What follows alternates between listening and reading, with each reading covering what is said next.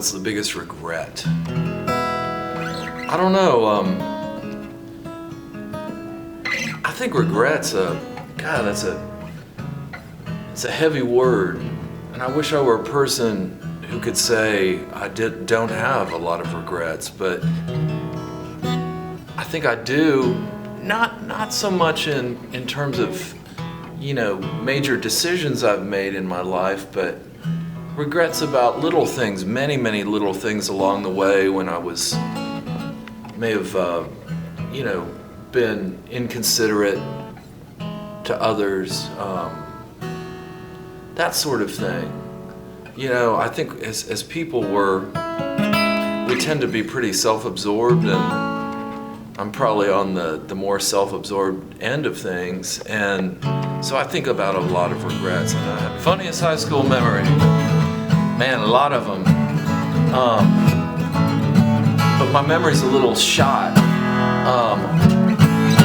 on that high school thing. I know it was either me or actually the girl who introduced me to my wife many years later, but at the time, my high school girlfriend, one of us walked through the other person's gender's bathroom. We had these large bathrooms that connected between hallways. I can't remember if she walked through the guy's bathroom or I walked through the girls', but I think I probably walked through the girls' just talking to her, and then walked out and realized what I had done, and we just started laughing uncontrollably.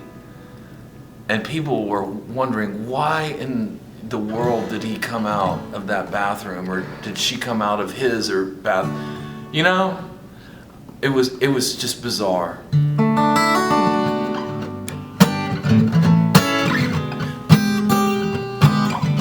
What was band life like? Mm-hmm. Purple haze all in my brain. I remember playing that song in junior high. And it was Eric Tretbar on drums, Fabian Alfie on bass, a guy named Leroy on percussion, me on guitar. And I guess Eric was singing and on the drums, and we played it during a talent show, and everybody went crazy, and they would not leave the auditorium, and which was basically just a cafeteria. And the principal, a guy named Bill Vick, told everyone, you've got to go back to class, and no one went. And they started chanting my name. And it freaked me out, something fierce. I loved it at the time, but it was so overwhelming for a seventh grade, a 13-year-old kid, that